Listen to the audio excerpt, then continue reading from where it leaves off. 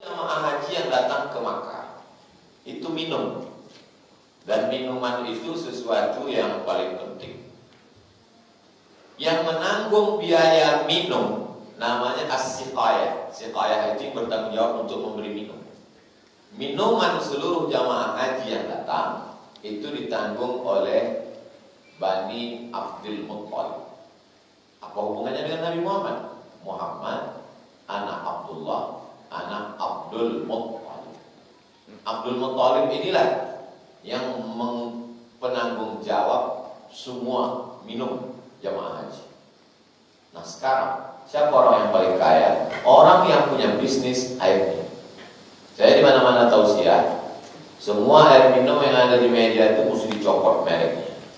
Tapi acara ini saya heran tidak dicopot. Kenapa? Karena katanya ini produk kita sendiri.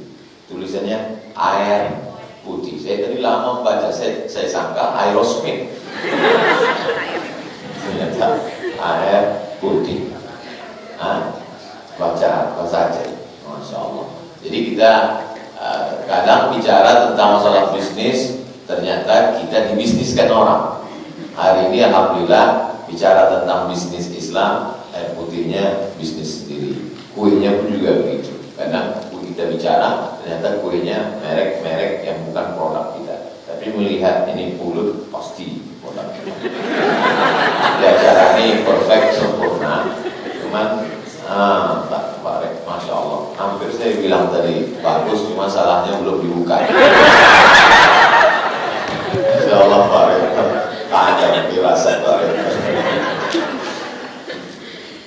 Nah, selanjutnya setelah kita bicara tentang Qusay, turun ke Abdul Muttalib, turun ke bawah, yaitu ketika turun ayat pengharaman riba. Riba yang pertama diharapkan adalah riba Abbas. Apa hubungan Nabi dengan Abbas? Abdul Muttalib punya anak laki-laki 10, perempuan 5. Jadi anaknya 15. Pasti ibu tidak risau dengan 15 itu. Yang selalu ditanyakan perempuan, induknya berapa? Kita yang selalu kita dengar namanya Hamzah,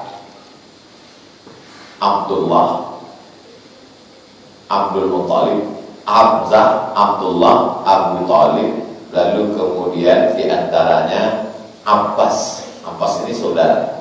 Yang selalu disebut-sebut itu cuma 5. Hamzah yang dadanya disobek oleh Wahsy pada perang Uhud, dikunyah oleh Ibnu. Lalu kemudian Abdul Uzza. Abdul Uzza jarang orang tahu. Abdul Uzza nama aslinya, nama populernya Abu Lahab. Lalu kemudian yang satu lagi adalah Abbas. Abbas ini paman Nabi yang riba. Jadi dia memberikan pinjaman kepada masyarakat. Orang yang paling banyak uang. Bank konvensionalnya saat itu adalah Abbas Bank. Lalu kemudian Abu Talib. Abu Talib ayah Sayyidina Ali yang membesarkan Nabi karena ayahnya meninggal. Lalu kemudian 5 lagi jarang tersebut, dan 5 bibi-bibinya perempuan. Apa hubungan Nabi dengan Abbas? Paman kandungnya. Jadi kakeknya yang kelima, orang kaya, membuat rumah besar. Kakeknya kandung, orang kaya, penyedia air minum. Paman kandung adik ayahnya, saudara ayahnya adalah penyedia pinjaman. Sehingga ayat yang pertama turun haram riba adalah riba Abbas. Nah, bagaimana dengan ayahnya? Abdullah itu. Abdullah itu meninggal bukan di rumah, tapi di Yathrib. Jarak Yathrib dengan kota Makkah lebih kurang 500 km. 8 hari 8 malam naik onta. Sedang di luar kota meninggal. Syairnya selalu dibaca orang Melayu saat acara akikah anak, acara walimah, acara nikah, acara malam berinai. Walamma tamma min harlihi syahrani ala ashuril aqwalil marwiyah tufiya bil madinatil munawwarati aruhu Abdullah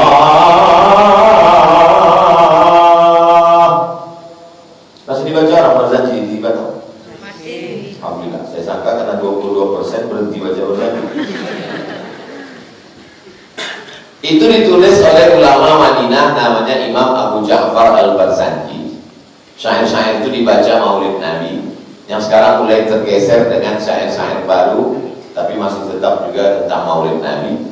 Walamma tamma min hablihi, ketika sempurna hamilnya dalam kandungan ibunya, syahrani artinya 2 bulan, ala asyuril aqwalil marwiyah, menurut bulan Qamariyah Muharram Safar, tufiya di Madinatul Munawwarah, meninggal bapaknya di kota Al-Madinah, waktu itu namanya Yathrib. Abdullah meninggal saat pergi bisnis. Aminah mengandung 2 bulan. Syair itu menunjukkan betapa tegarnya seorang Aminah, suaminya pergi. Ini bisa untuk dalil anggota HIPMI yang mau pergi keluar kota, istrinya hamil 2 bulan. Abang pergi ya, jangan pergi bang, aku hamil. Mak Nabi Muhammad mengandung 2 bulan, dia pergi, meninggal. Kakeknya, datuknya, pamannya, ayahnya bisnismen. Darah-darah ini turun ke Nabi Muhammad SAW. Cuman dia dibuat Allah disetting tidak sebagai anak orang kaya. Seandainya Nabi Muhammad itu anak orang kaya, anak raja, berhasil, apa kata orang? Iyalah, ayahnya kan kaya. Ayahnya meninggal, dibesarkan oleh kakeknya meninggal, dibesarkan oleh pamannya di antara yang 10 tadi, inilah yang paling susah, anaknya banyak, Abu Thalib, dibesarkan di tengah keluarga minim dan menjadi pemimpin dunia. Kalau bahasa kampung orang Melayu, from zero to hero. Allah ingin menunjukkan dia tidak dari apa-apa, bukan siapa-siapa, tapi gen darah sukses itu ada dalam dirinya. Tapi dia tidak dibesarkan di tengah keluarga yang berkecukupan. Maka untuk itu dia menggali potensi dirinya. Apa kerjanya pertama? Mengambil upah memberi makan kambing. Kata orang Jawa, ngangon. Dibawa kambing ini, dibawa ke padang rumput, habis itu pulang, ambil upah dari itu. Begitu dia sudah mulai agak remaja, dewasa, besar, barulah dia, karena tidak ada modal, membawa barang-barang orang yang punya barang, dibawa barang ini dagang jualan, nanti hasilnya laku berapa, dihitung bagi 2. Inilah yang disebut dalam teori ekonomi Islam dengan mudharabah bagi hasil. Pemodal dengan pelaku, dengan pekerja, dengan orang yang menjualkan barang, reseller, kata orang sekarang, nanti hitung bagi berapa keuntungan, balikkan modal, bagi untung. Berapa persennya tidak diatur dalam fikih, mau 70-30, mau 20-80, mau 50-50, terserah. Yang punya banyak barang-barang kaya ini namanya Khadijah. Khadijah heran, kenapa kalau barang ini dibawa orang ini kok laku terus? Dia tanya, siapa yang membawa barang ini kok lakunya pesat? Namanya Muhammad. Mana orangnya? Nanti ku pertemukan. Ketemulah. Pas Khadijah melihat Nabi Muhammad datang, dia terpukau.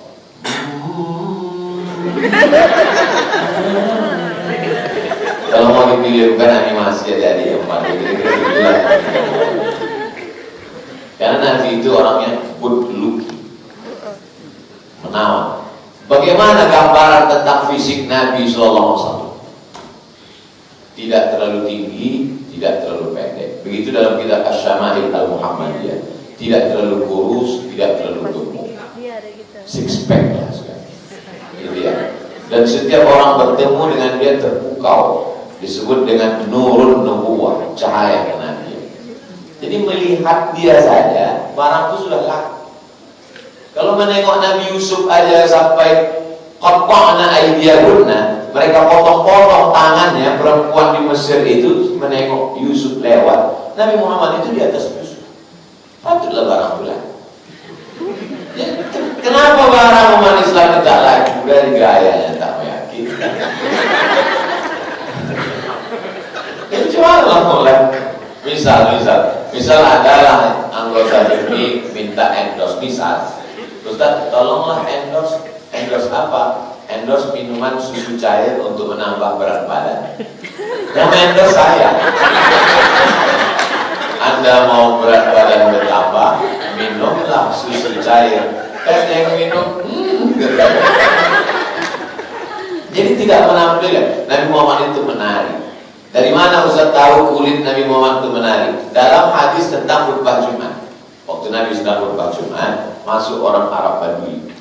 Kata orang Arab Badui, halakatil amwal, kambing-kambing kami mati, ternak kami kering karena air tak turun. Tolonglah berdoa kepada Allah. Nabi Muhammad waktu sedang khutbah itu langsung mengangkat tangannya. Jubah Nabi itu tak pakai kancing, jubahnya lebar. Waktu diangkatnya tangannya turun ke bawah. Sahabat yang di bawah itu mengatakan, nampakku bayallah ibotoi putih ketiak Nabi. Nabi itu saking putihnya, ketiak. Beda sama orang kita, putih mukanya, ketiak hitam. Dan ada satu iklan khusus untuk ketiak hitam. Tak boleh memutihkan ketiak. Saya kalau udah tengok iklan itu di TV, saya kan hilang saya makan. Nabi Muhammad SAW itu kepalanya ditutup dengan 3 lapis. Lapis yang pertama rambut. Rambut dia itu ditarik dari depan sampai ke belakang, dipotong di tengkuk. Karena panas terik. Lapisan yang kedua orang suam namanya. Lapisan yang ketiga imamah namanya, sopan. Itu menunjukkan rambut Nabi itu ganteng, rapi. Kalau mau menengok bagaimana wajah Nabi, kata orang yang pernah mimpi dengan Nabi, seperti wajah Habib Ali Zainal Abidin. Ada orang pernah mimpi Nabi, kata dia, di antara para habaib di dunia ini mirip macam siapa? Tengoklah wajah Habib Ali Zainal Abidin yang sekarang masyhur di Mesir, orang Yaman, tinggal di Saudi Arabia, tinggal juga di Dubai keliling. Tulis saja di handphone tuh Al-Habib Ali Zainal Abidin pakai huruf Arab. Kalau belum bisa tulis Arab, mu'alafkan dulu handphone. Begitulah pula gantengnya memukau. Apa tak laku produk barang yang dia jual? Putihnya luar biasa. Bagaimana dengan harumnya? Yang mencium harum tapak tangannya itu Anas bin Malik. Waktu kucium tapak tangannya, atyabu min rihil miski, lebih harum daripada semerbak kasturi. Patutlah barang itu laku, mendekat harum. Kita kalau dekat sama orang harum, macam mana lah produk umat Islam yang laku? Dekat bau ketiak. Jengkol, saya takut menyebut jengkol tadi Pak, takut disomasi sama pemakan jengkol. Sekarang ceramah mesti hati-hati. Ikatan pemakan jengkol mensomasi usah somakan jelek kan bunyi. Dari mulai tampilan, dari mulai gendara, dari mulai adapun bahasanya yang lembut, maka tidak ada yang lebih lembut daripada ucapan Nabi Muhammad sallallahu alaihi wasallam. Dari mana Ustaz tahu Nabi itu ucapannya lembut? Tengoklah macam mana dia memanggil Aisyah. Bukan pernah dia panggil Aisyah, enggak. Ya Humairah. Humairah diambil dari kata ahmar, merah. Humairah artinya kulit yang ketika dikenai cahaya matahari putih kemerahan. Bahasa Arabnya putih itu abyad. Tapi perempuan tak boleh dipanggil abyad, karena memanggil abyad, maaf cakap, itu artinya kulit yang cacat putih. Maka untuk memuji orang yang putih dipanggil Humairah, ya Humairah. Tak ada dipanggilnya namanya. Begitu lembutnya dia. Pak Ustaz, saya mau ikut macam Nabi, boleh saya panggil bini saya Humairah? Boleh saya. Tapi dia tak putih Pak Ustaz. Dia tak apa-apa, menyenangkan hati orang, apa salah? Yang terlalu jujur, ya Hajar Aswad.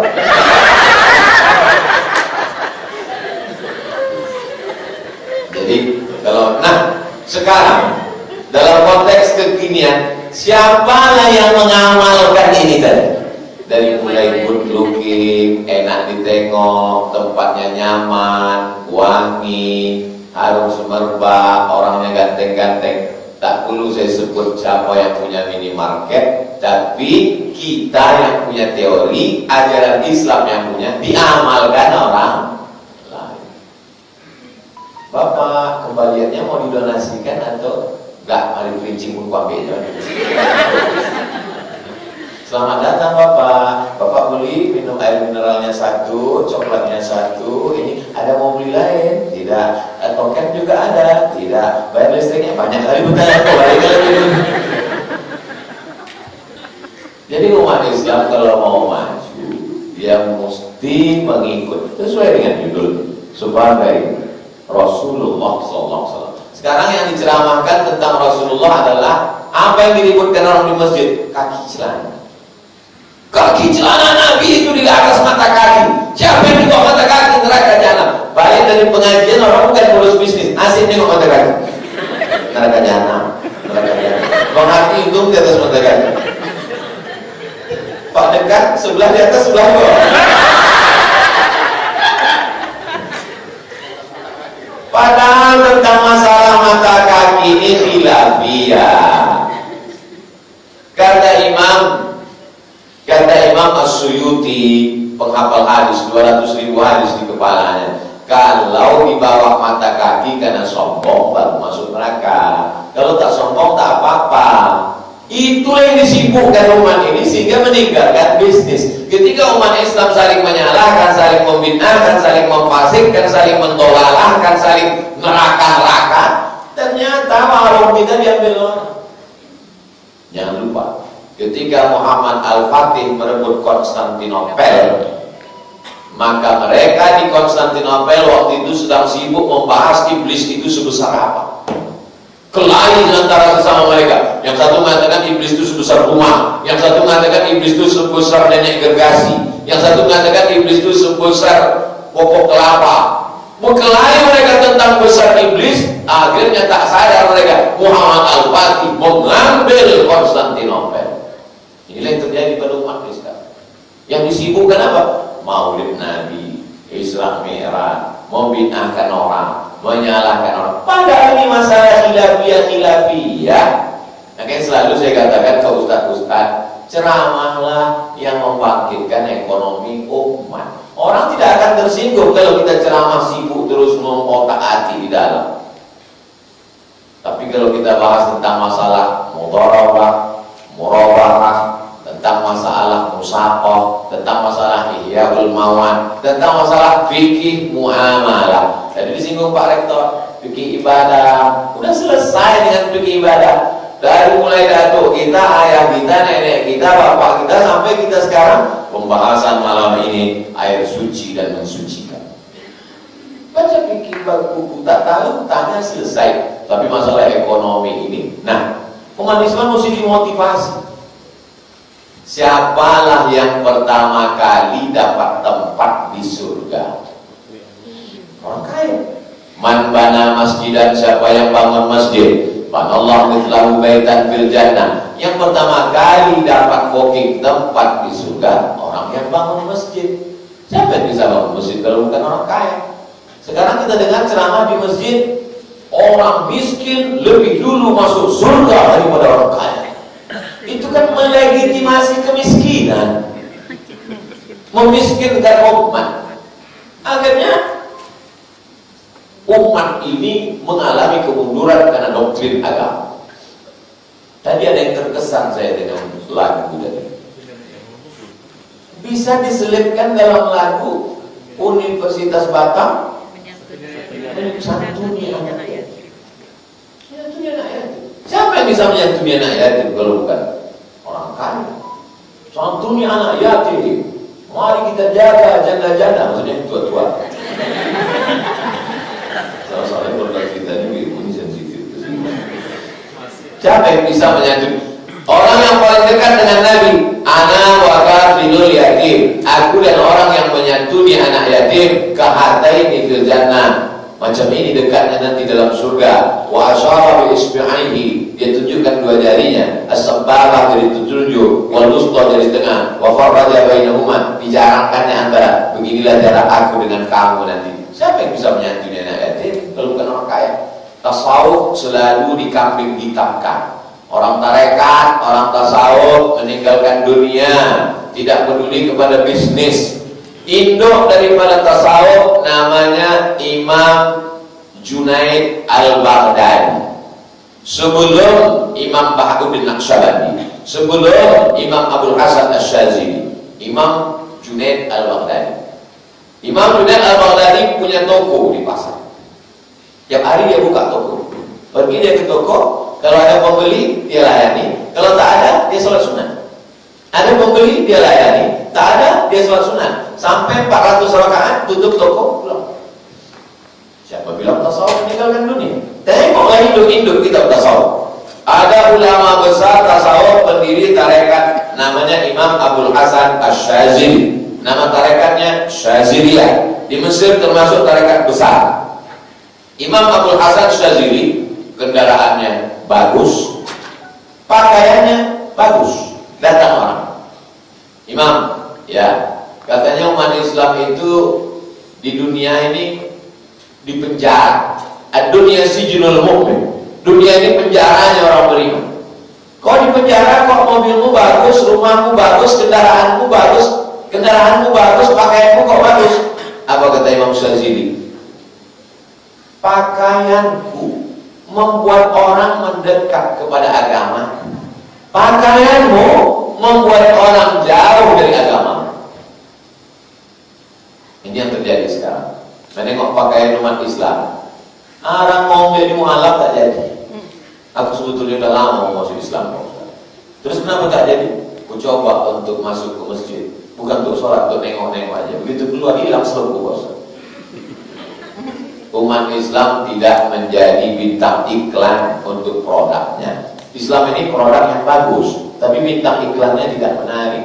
Kalau bintang iklannya menarik, Masya Allah, tabarakallah. Dan yang bisa menampilkan itu insya Allah adalah sahabat-sahabat kita di HIPMI, Himpunan Pengusaha. Kenapa begitu? Karena mereka secara ekonomi mapan, bisnismen, duitnya banyak, walaupun utangnya banyak juga. Dan mudah. Itu mudah, itu penting. Karena banyak juga orang tua, duitnya banyak, orang tak tertarik. Ada Pak Ustadz orang mobilnya 8 miliar. Siapa dia? Udah tua, udah mau mati buat tanah. Tapi ini HIPMI enggak. Maka saya di beberapa provinsi itu ketemu dengan komunitas HIPMI di Sumatera Selatan, di beberapa daerah. Kenapa? Karena supaya dia yakin bahwa yang dia lakukan itu adalah ibadah. At-tajir, bisnismen. Tajir bahasa Arabnya bisnismen. Orang Betawi nyebut tajir banget sih lu. Tajir itu bisnismen, pedagang. At-tajir, pedagang. As-saduq, yang jujur. Al-amin, yang amanah. Kalau dia mati, ma'an nabiyyin, dia akan bersama dengan para nabi. Was-siddiqin, dia akan bersama dengan orang yang benar. Was-syuhada, nanti dia bersama dengan orang mati syahid perang jihad. Was-shalihin, dia akan bersama dengan orang soleh. Jadi jangan tinggalkan bisnis. Kalau tinggalkan diambil orang. Gimana kau sekarang setelah mendengar ceramah Ustaz An? Alhamdulillah sudah meninggalkan dunia. Ruku-ruku bisnis-bisnis itu hanya melalaikan kita dari Allah. Bersama Islam. Itulah hasil 22% tadi. Tanggung jawab kita bersama. Walaupun nampaknya tausiah ini didengar oleh terbatas di sini, tapi insya Allah ini direkam, diupload di channel Ustaz Abdul Somad Official. Subscribe, like, share, and comment. Jadi nanti sahabat-sahabat ini supaya di-share kepada seluruh pengusaha muda, dia senang, dia terinspirasi, alhamdulillah. Dia tak senang, dia bully, dia keluarkan jempolnya terbalik, ya tak apa-apa, tak masalah. Mungkin hari ini dia tak suka, hatiku bolak-balik, berapa banyak benci menjadi rindu. So sweet. Jadi kalau dikatakan Islam itu meninggalkan dunia, tidak. Karena doa yang diajarkan Nabi, Rabbana atina fid dunya hasanah wa fil akhirati hasanah. Nabi tidak mementingkan harta. Bagaimana mungkin Nabi tidak mementingkan harta? Kalau dia bangun namanya Baitul Mal. Mal itu kan harta. Orang Barat menyebutnya mall. Tapi gara-gara ini, alhamdulillah Pak Ustaz, kita sudah bangun Baitul Mall. Baitul Mal. Apa isi Baitul Mal itu? 7. Zakat, wakaf, infak, sedekah, wasiat, hibah, ghanimah. Ghanimah harta rampasan perang. Sehingga kalau berjalan kaki dari Yaman ke Darul Baydah, tidak ada satupun fakir miskin. 2 tahun kekuasaan Umar bin Abdul Aziz.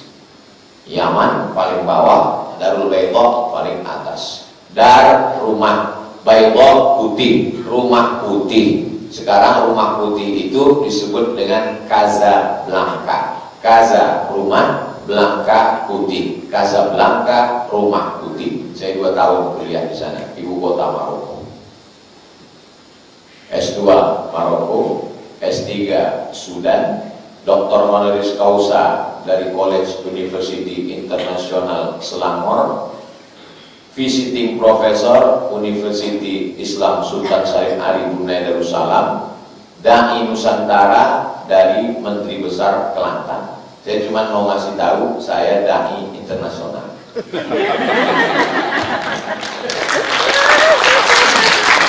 Saya menyampaikan ke orang kita kaleng-kaleng. Kaleng-kaleng bekarat pula lagi. Karena buzzer dan haters ini banyak, maka follower dan viewer, subscriber itu mesti dipersenjatai dengan senjata-senjata peluru-peluru ampuh. Kalau tidak nanti dia terbodoh. Ustaz, kau sekolahnya tak jelas apa? Jadi mesti dibahas tentang itu. Untuk memotivasi adik-adik mahasiswa sekalian. Karena kalau tidak dijelaskan itu nanti sombong kali Ustaz Somad. Ternyata orang sombong masuk neraka. Ya kan kita masuk neraka. Umat Islam mesti dibangkitkan. Tapi Nabi Musa tidak meninggalkan istana yang megah. Tempat tidurnya aja pun terbuat dari pelepah kurma. Dia tidak miskin. Nabi Muhammad itu tidak miskin, tapi dia hidup bersahaja. Bedakan antara orang tak punya dengan orang tak mau. Ini banyak juga mahasiswa sekarang pergi ke kampus pakai sandal jepit. Kok aku bersahaja? Itu bukan bersahaja, tak sanggup beli sepatu. Nabi Shallallahu Alaihi Wasallam perang tahun kedua namanya perang Badar. Jarak dari Madinah ke Badar 150 km. Dia datang naik kuda. Umurnya ketika hijrah 55 tahun. Karena dia jadi Rasul umur 40. Ketika hijrah setelah Islam 53. 13 tahun tambah 40, 53. Waktu perang Badar tahun kedua, berarti umurnya 55 tahun, sanggup naik kuda 150 km. Sekarang kumpulkan umat Nabi Muhammad yang umur 55 tahun, suruh naik kuda 150 km. Begitu sampai 3 kilo, langsung saraf kejepit, kanker tulang, bertangga kan. Ini kalau cerita tentang sehatnya dia. Orang yang sanggup naik kuda 1 jam sama dengan push up 1000 kali. 150 km saya sampai ke Badar. Ke lokasi perang Badar, makam-makam syuhada itu sampai. Panjang umur sehat badan, mudah-mudahan kita bisa umrah menengok. Biar supaya diceramahkan. Nih, Nabi naik kuda sampai kemari. Lalu kemudian panglima perangnya dia sendiri. Dia jenderal. Dia bukan sebagai seorang nabi saja, tapi jenderal panglima perang, ahli strategi. Sampai di sana melawan kafir musyrik, menang, dan harta rampasan perang. Apa kata ulama India? Buku bestseller judulnya Ar-Rahib Al-Maktum. La taqillu an khamsina alfi dinarin zahabiyyin. Dapat uang emas 50.000 keping. 1 keping uang dinar emas beratnya 4,25 gram. 4,25 gram kalau harga emas sekarang sekitar 4,5 juta berapa. Tapi karena kita udah kenal lama 4 juta aja. 4,25 gram 1 keping. Yang dapat waktu itu 50.000 keping. Pertanyaannya, jika harta rampasan perang yang diperoleh pada perang Badar adalah 50.000 keping, 1 kepingnya 4,25 gram. Kalau harga 1 gramnya 1 juta, berapakah harta rampasan perang yang diperoleh pada perang Badar? Bagus untuk ujian soal CPNS Kepri. Ya supaya orang ngerti, di dalamnya ada pesan ekonomi. Ini CPNS soalnya tak apa-apa. Ustaz tahu dari mana? Saya ikut tes CPNS. Saya ini PNS, sudah keluar.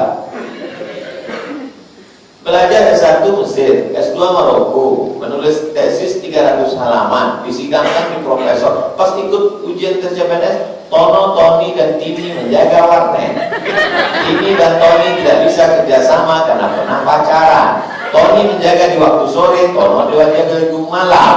Jam-jam berapa saja mereka bisa kerjasama? Bodoh yang buat sore. Apa di sini? Ada pesan agama. Padahal kalau kau selipkan di situ, kau sedang berdakwah, dan kalau kau mati, soal itu diingat orang sampai hari kiamat menjadi amal jariah. Kalau tidak, ya sekedar Tono, Tini, dan Tony aja. Satu kepingnya 4,25 gram, 1 gramnya 1 juta menurut hitungan harga emas tahun 2022 kali 50.000 keping. Berapa?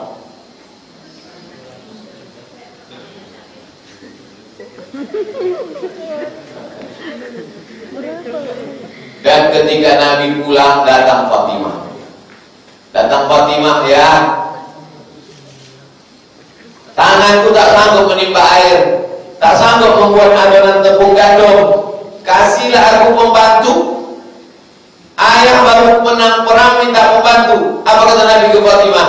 Sebelum kau tidur, bertasbih 33 kali, bertahmid 33 kali, bertakbir 33 kali. Padahal kalau dia mau kasih, ini emas tubuh untuk kau, tidak. Nabi tidak miskin, dia hidup bersahaja. Dan Nabi meninggal tidak meninggalkan harta warisan. Nahnu ma'asyirul anbiya la nurithu. Kami para nabi tak meninggalkan harta warisan. Wa ma taraknahu shadaqah. Yang kami tinggalkan semuanya adalah sedekah. Ini untuk meluruskan, jangan lagi dipahamkan Nabi Muhammad itu miskin, susah, melarat, compang-camping. Inilah yang membuat umat ini meninggalkan dunia. Dunia diambil orang lain. Ketika dunia diambil orang lain, tinggal 22%, barulah kita bahas. Nasib. Pas tinggal 22%, di situ pula zaman saya hidup. Kan takdir kita tuh Pak Rektor. Memangnya ada orang yang takdirnya indah? Raja Ali Haji. Nasib dia sedang enak-enaknya belajar ke Makkah, belajar ke Madinah, pulang menjadi penulis luar biasa. Kalau mau nengok bagaimana makmurnya Kesultanan Melayu di zaman itu, tengoklah masjid saya khutbah semalam. Selama duduk di atas mimbar itu waktu sedang azan, Allahu Akbar, Allahu Akbar. Selama azan itu saya tengok jendela. Ya Allah, banyaknya duit orang. Dari mana Ustaz tahu? Dindingnya tebal betul. Tempat kita tipis, kurang tipis tadi. Memang banyak di tempat kita bangunan nampaknya tebal, tapi dalamnya kosong. Ustaz tahu dari mana? Itu tiang itu ya kosong. Tapi bangunan Masjid Pulau Penyengat, Kesultanan Melayu dulu kaya-kaya luar biasa. Mana buktinya? Kalau mau tahu, pergilah ke Medan, Sumatera Utara. Sampai di sana ada masjid yang besar, namanya Masjid Al-Masur di tengah kota Medan. Tengok ke arah kiblat sebelah kanan, Istana Maimun. Untuk Istana Maimun 300.000 saksmen. Tapi untuk Masjid Raya Medan 1 juta sak. Karena Sultan Harun Ar-Rasyid ingin nanti di hadapan Allah kalau ditanya, mana yang lebih kau besarkan, rumahku atau rumahmu? Rumahmu ya Allah. 1 juta saksmen untuk istana. Jadi kalau ada orang mengatakan Kesultanan Melayu miskin-miskin, susah-susah, antukkan kepalanya ke tiang di sana Maimun. Habis itu pergilah ke Riau, tengoklah bagaimana istana Siak, Sri Indrapura. Semua orang yang naik ke atas menengok tangga. Tapi kalau mau lihat dari perspektif ekonomi, sekarang banyak juga orang ke istana Siak itu yang ditengok. Ibu tadi nengok apa? Mau nengok cermin awet muda, cermin kristal hadiah dari Ratu Wilhelmina. Katanya kalau nengok di situ makin muda Pak Ustaz. Iyalah, bedak 2 inci. Tengok perspektif ekonomi. Ulama-ulama dulu membangun masjid. Setiap ada kekuasaan, siapa yang bisa membangun masjid megah, mewah, cantik kalau bukan orang-orang yang mapan secara ekonomi? Alhamdulillah, Bapak Rektor, pelaku HIPMI, ekonomi, Islam, syariah. Subuh tadi pun bicara tentang itu dengan Bank Riau Kepri Syariah. Tapi saya yakin optimis. Kenapa? Karena ada satu kegelisahan di dalam hati umat mendengar 22%. Masalah isi ceramah saya yang lain, Bapak Ibu, adik-adik, mahasiswa tidak ingat tak apa-apa. Tapi 22% nih, sebelum tidur nanti malam kalian tulis 22%. Mesti bangkit, karena kalau tidak hancur. Bagaimana umat ini akan bangkit? Bagaimana membuat sekolah tahfiz Quran? Kalaulah hidup ini cuma simple, kuliah, habis kuliah nikah, habis nikah punya anak. Ada yang mau berkarir dulu, kuliah, kerja. Kau kenapa belum nikah? Aku ingin punya kepribadian, Ustaz. Rumah pribadi, mobil pribadi. Kuliah, kerja, rumah, mobil, nikah, punya anak, liburan. Tak ada visi misi untuk agama. Kalau begitu cara pikirmu, kerja, monyet pun kerja. Bukan kata saya. Jangan marah sama saya. Haji Abdul Malik Karim Amrullah. Kalaulah hanya sekedar otot, ini sekarang anak-anak muda menampilkan otot, bagus kok jadi banteng. Kalau hanya sekedar menunjukkan besar, bagus kok jadi gajah. Tapi tunjukkan apa visi misi dalam hidupmu. Muhammad Al-Fatih menguasai Konstantinopel, umurnya 1920-21. Bagaimana seorang panglima perang menembus selat Gibraltar? Itu diambil dari nama dia. Namanya Tariq bin Ziyad Jabal Tariq. 20 tahun sampai ke Andalusia, Spanyol. 20 tahun sampai ke Spanyol. 21 tahun sampai ke Konstantinopel. Umur kau berapa sekarang? Umurku 20, Pak Ustaz. Apa yang sudah kau taklukkan? Hati dia. Cuman orang ini mau bangkit. Tapi dengan melihat Universitas Batam saya semangat. Dari mana Ustaz semangat? Lagunya aja sampai 3 lagu. Aku tak semangat gitu. Saya begitu lagu dari nyanyikan menengok saya.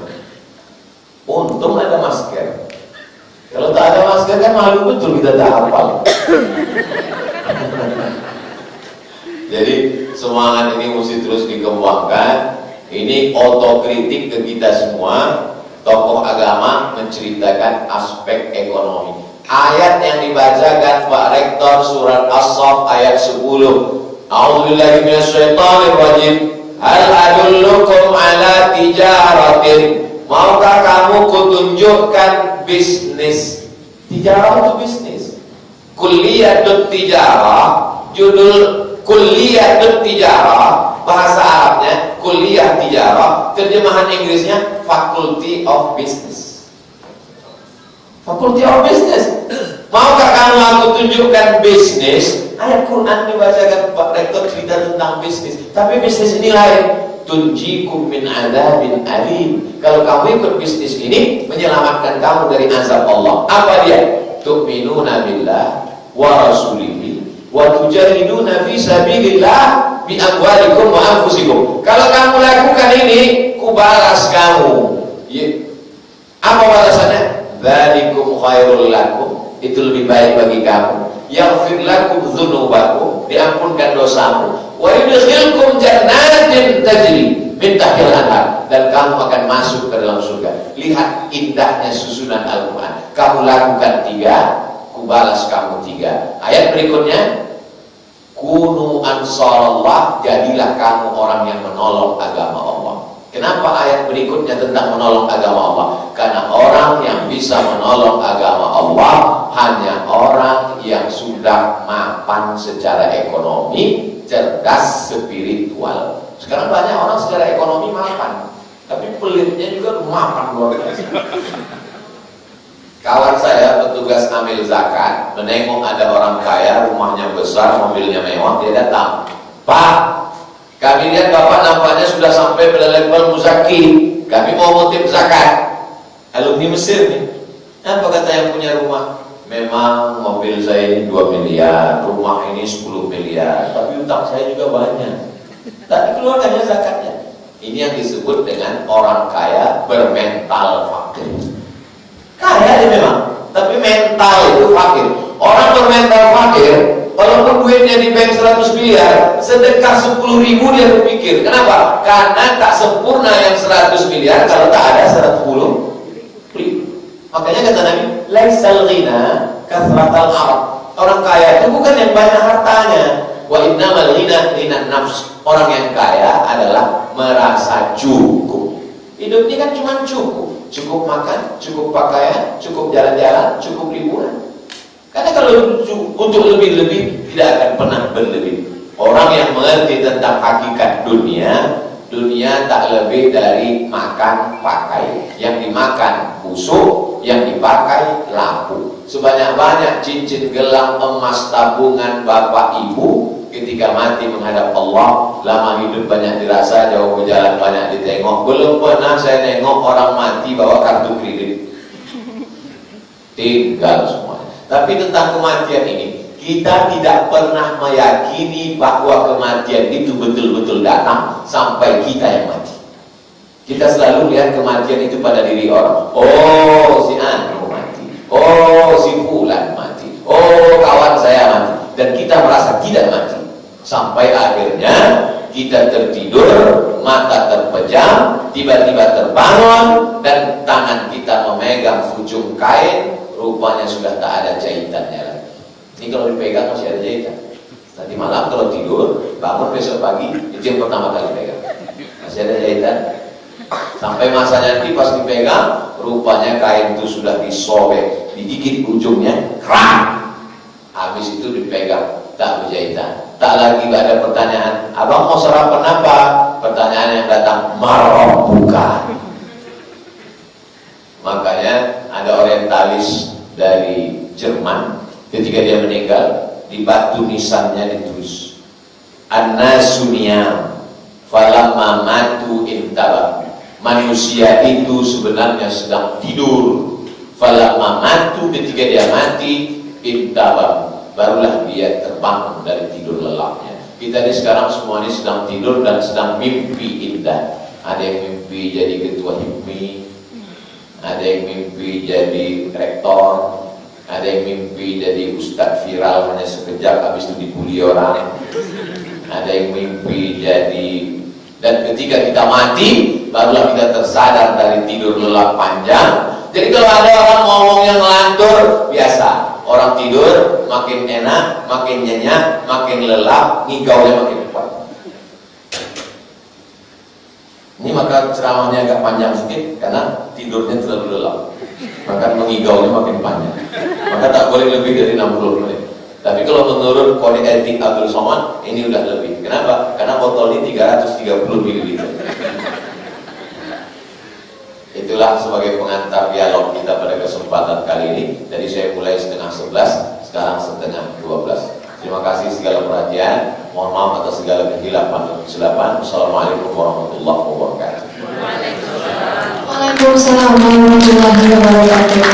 Terima kasih kepada Ustaz Abdul Somad yang telah mengisi tausiah kita pada hari ini, yang memberikan kita wawasan baru dan pencerahan baru, ilmu baru bagaimana menjadi usahawan muda yang berjaya dengan cara menyenadani sifat Rasulullah SAW. Langsung saja kita masuk ke sesi tanya jawab. Karena waktu kita tidak panjang, kita memiliki waktu 10 menit. Kita adakan sesi tanya jawab langsung kepada para peserta yang hadir pada hari ini untuk 2 orang. Siapakah dari para peserta yang ingin bertanya? Boleh langsung angkat tangan. Baik, silakan. Boleh kepada. Oke.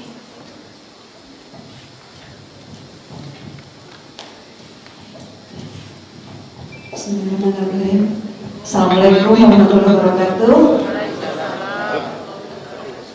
Perkenalkan Ustaz, nama saya Rosmaini Alesya Jahra. Saya dari Medan, dari Sumatera Utara, hijrah ke Batam. Saya pernah jadi anggota HIPMI, senior HIPMI lah ceritanya. Saya usaha makanan ringan Ustaz. Dulu jual di warung-warung, sekarang alhamdulillah sudah jual di semua supermarket dan alhamdulillah sudah bisa ekspor. Yang ingin saya tanyakan Ustadz, saya seorang wanita, bagaimana tipsnya supaya saya bisa menjalankan usaha ini terlepas dari segala macam mungkin yang saya belum paham, apa trik-triknya untuk usaha sebagai wanita atau seorang muslimah tetap menjaga agamanya dan usahanya juga bisa berjalan dengan baik. Dan satu lagi Ustadz, mohon doanya putra saya mengagumi Ustadz juga, begitu keluarga saya, doakan putra saya yang sedang mondok di Sidogiri, semoga bisa menjadi syiar agama kelak setelah dia keluar dari pondok pesantren. Terima kasih, alhamdulillah bisa berjumpa langsung seperti ini. Terima kasih Ketua, terima kasih kesempatannya, terima kasih Pak Rektor. Assalamualaikum warahmatullahi wabarakatuh. Waalaikumsalam warahmatullahi wabarakatuh. Gimana Ustaz? Kita tampung dulu atau boleh jawab langsung? Saya jawab dulu, takut lupa. Baik. Tentang masalah perempuan berkarir terbagi pada dua kelompok. Yang satu mengatakan perempuan tidak boleh beraktivitas apapun.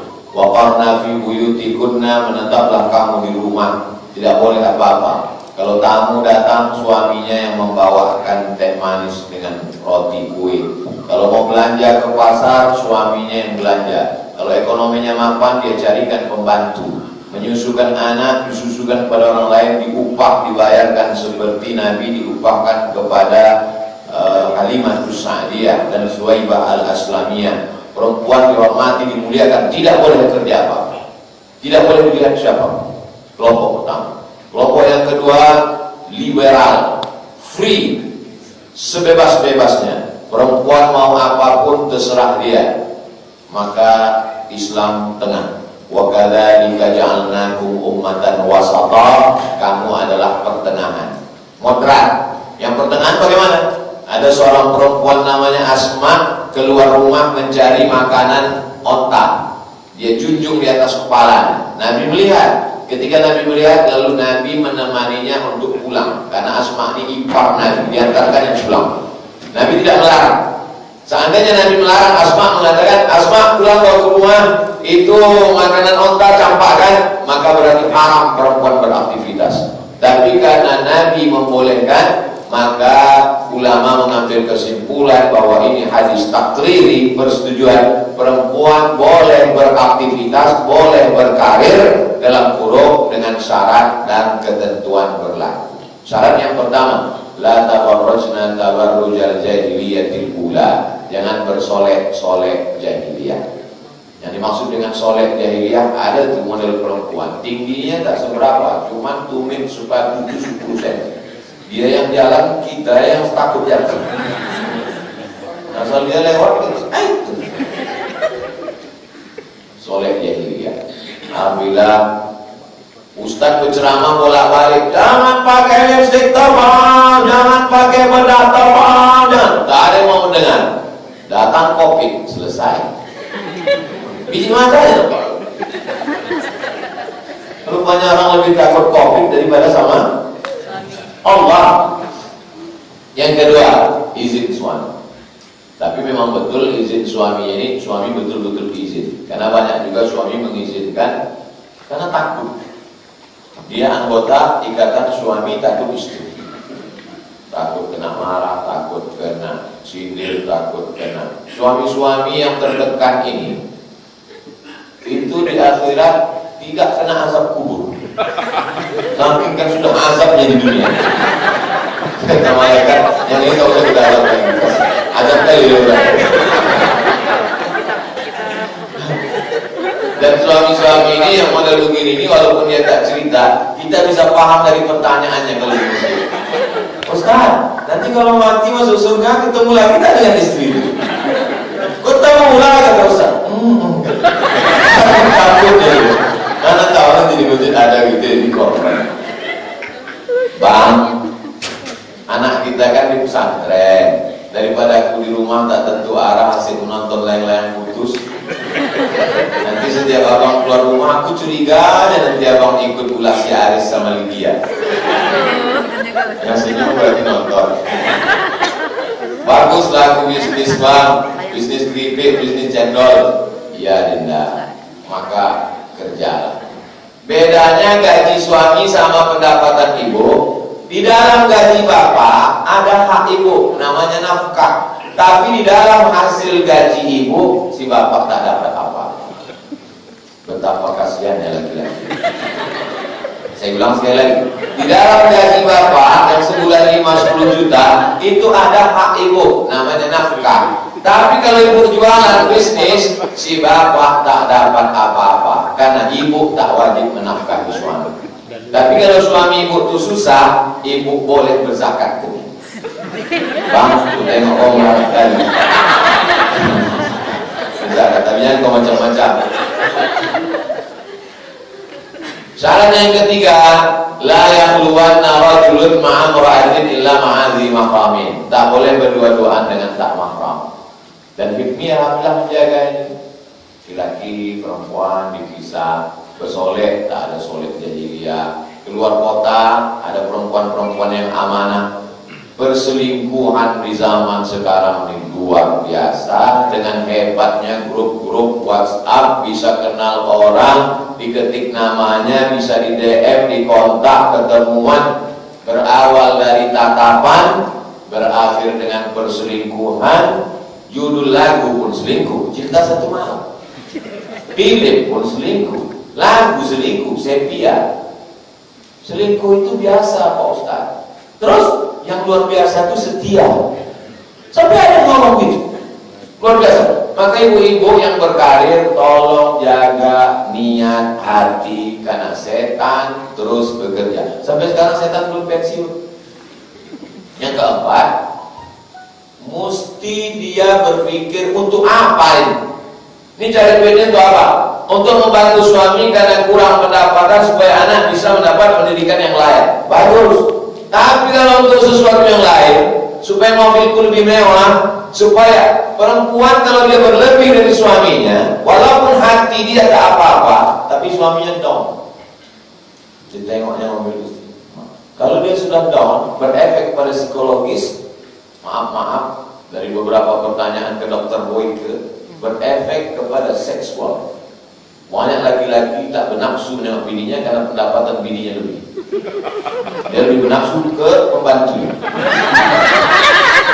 Dan perempuan mesti ngerti, mesti tahu. Jadi apa? Ibu walaupun duit ibu banyak, ibu mesti ngomong ke dia, Bang, gajiku memang lebih banyak, bisnisku memang lebih berhasil, tapi ini tak ada apa-apanya Bang. Cuma untuk anak sekolah. Aku tak ingin lebih dari kau. Aku tetaplah, kaulah dunia akhirat. Jadi terpaksa agak kuajar sedikit ibu. Ibu dari Medan, orang Medan itu ngomongnya jelas. Kalau dia ngomong jelas, sama macam makanannya, begitu di luar, begitu di dalam, dan lebih tumbuh. Dan orang Medan itu dia pandai. Orang Medan ditangkap sama polisi. Kenapa kau lewat lampu merah? Kata dia, belum merah kali Pak. Nah, dalam bisnis mesti agak pandai-pandai.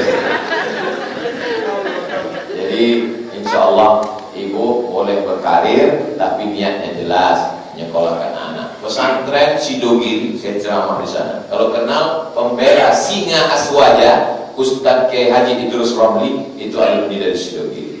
Saya pergi ke Mustafawiyah Purba, Tapanuli Selatan, berjumpa dengan Ayah Mahmudin, orang paling alim baca kitab. Saya tanya, Ayah Mahmudin almarhum, baca kitab ini kan susah, 7 tahun mondok baru bisa. Ada tak metode yang paling cepat? Ada Ustaz. Berapa lama? 10 bulan bisa baca kitab. Di mana? Sidogiri. Nah, jadi anak sudah tepat, kerja ibu mudah-mudahan berkah, niatnya supaya ekonomi lebih baik. Kalau duit itu berlebih, cita-citanya mesti bangun masjid. Usaha ibu apa? Bakwan. Bangun masjid, namanya Masjid Al-Bakwan. Supaya semua orang tahu bahwa ini masjid adalah perjuangan. Ada orang Turki tidak makan siang. Setiap dia mau makan siang, disimpannya duitnya, simpannya sampai tua, duit itu tabungan cukup untuk bangun masjid, bangunnya masjid. Dibangunnya masjid, nama masjid itu daripada makan siang. Setiap orang bertanya, kenapa aneh nama masjid ini? Begitu juga dengan ibu. Begitu ibu sudah banyak hasil bisnis, maka ibu buat nama masjidnya daripada rehab rumah. Bagus rehab rumah Allah Subhanahu wa Ta'ala. Ibu nanti kalau sudah punya duit banyak, beli cincin, beli gelang, beli subang, beli anting, beli rumah, beli mobil, mati ibu, habis dipakai bininya yang baru. Hari ini ibu boleh tersenyum, tapi nanti pas di jalan betul juga kayak gitu. Allah malam. Subhanallah, semoga terbantu ya Bu jawabannya. Baik, untuk sesi pertanyaan satu lagi kita khususkan kepada Bapak Ibu yang terhormat di depan. Apakah ada yang ingin bertanya?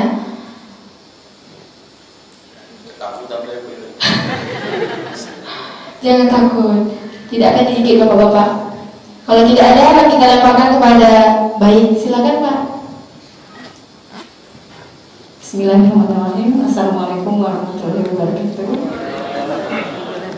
Mengikuti penanya pertama, perkenalkan nama saya Ifanti Mawarasari. Saya asli Jakarta, hijrah ke Batam tahun 2009. Menanggapi permasalahan yang saya hadapi, Ustaz Sadi, saya pernah mengikuti kegiatan Istiqlal sekitar tahun 1990-an tentang makanan sehat gizi halal. Yang menjadi pertanyaan ini adalah bahwa sekitar 8 hari yang lalu anak pertama saya meninggal, usia 18 tahun, terkena penyakit autoimun lupus. Dari saya baru tahu 2 bulan setelah saya menemani almarhum sampai akhir hayatnya. Seminggu itu saya baru tahu bahwa anak saya sudah mengalami penyakit yang berat. Jadi seluruh organ tubuhnya rusak, termasuk ginjal, paru-paru, jantung membesar dan lain-lain. Sebelumnya di rumah sakit yang awal sempat diobrak, tidak disebutkan bahwa penyakit itu sudah sejauh itu, sehingga saya bawa ke ICU di rumah sakit yang lain karena sudah tidak bisa berkomunikasi dan kalau maaf seperti orang sakaratul maut ya, gitu ya, kita panggil itu. Yang jadi pertanyaan begini Ustaz, jadi terindikasinya penyakit autoimun ini karena pola hidup yang tidak sehat. Setahu saya sudah memberikan makanan yang cukup karena kebetulan saya juga dosen nutrisi. Tetapi saya tidak tahu di saat saya di rumah mungkin gitu ya, apalagi di zaman pandemi ini kita selalu go food gitu ya, makanan-makanan yang mungkin yang beliau beli konsumsi itu tidak memenuhi kriteria makanan halal sehat dan bergizi, hanya mengenyangkan, enak di mulut. Dan memang rata-rata saya lihat anak-anak sekarang tuh lebih suka makanan yang enak di mulut, Ustaz. Nah, tetapi yang jadi pertanyaan saya, bagaimana para pengusaha khususnya kuliner memahami tentang makanan sehat, halal dan bergizi. Jadi tidak hanya mengenyangkan dan tahu nutrisi dan cara pengolahannya. Nah, dari ini sendiri banyak pengusaha kuliner. Insya Allah, maksudnya bagaimana dengan meneladani Rasulullah ya, sebagai pengusaha yang jujur gitu ya. Pengusaha itu bisa menyadari bahwa usaha ini bisa membawa kebaikan ataupun keburukan. Apakah perlu gitu ya, mungkin dijembatani oleh HIPMI PT ya, perguruan tinggi, dan juga HIPMI Batam khususnya karena kami dari Batam, apakah memberikan sosialisasi kepada UMKM bahwa mengolah makanan seperti apa, bahan-bahan itu apakah berbahaya untuk dikonsumsi dalam jangka panjang. Karena sekarang saya tahu banyak sekali justru anak-anak muda ini yang terkena autoimun. Bagaimana nanti kita bisa punya generasi yang baik, bagus dan berkualitas di saat belum pergi berperang di tengah-tengah sudah habis gitu, Ustaz. Jadi pertanyaannya bagaimanakah ya para pengusaha UMKM ini bisa menjadi Rasulullah sebagai seorang pengusaha. Mohon juga izin Ustaz mungkin bisa membacakan Al-Fatihah untuk anak saya Andi Hauriadula Sari, mudah-mudahan bisa menjadi motivasi teman-teman juga bahwa anak itu adalah sesuatu yang memang kita harus amanah yang memang kita harus pegang, karena itu adalah modal kita, aset kita, dan terutama para usaha kuliner, hati-hati ya, karena berbahaya, bisa habis generasi kita semua. Terima kasih Ustaz. Wabillahi taufiq. Assalamualaikum warahmatullahi wabarakatuh. Kulu makanlah min thayyibat, yang baik-baik. Tidak ada disebutnya halal, karena tidak semua yang halal baik.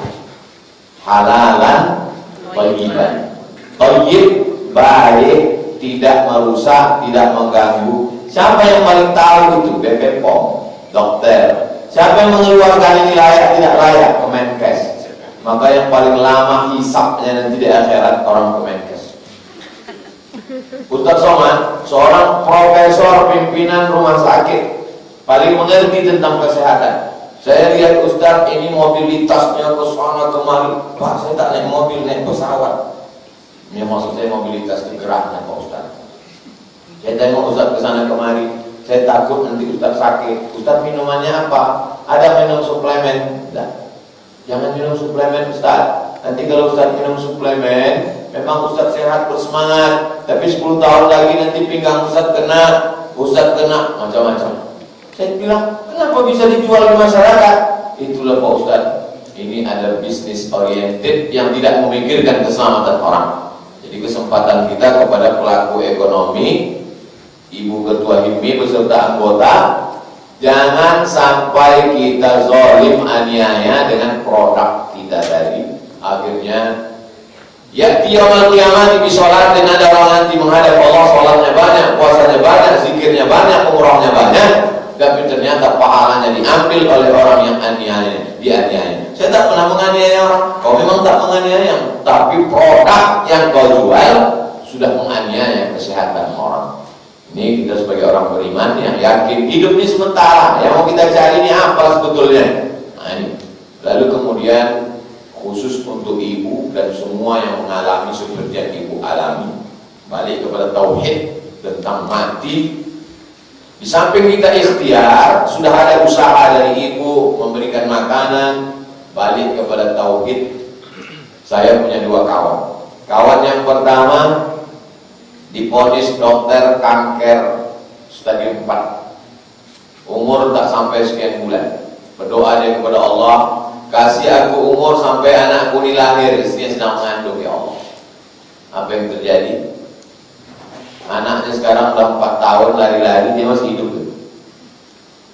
Yang satu lagi, kawan saya juga, kawan sekolah, sehat pagi itu, sarapan, sempat pula bawa sepeda motor memandori orang kerja, pulang minum di warung, duduk berkunang-kunang, meninggal. Yang divonis mati, tak mati, hidup orangnya sekarang.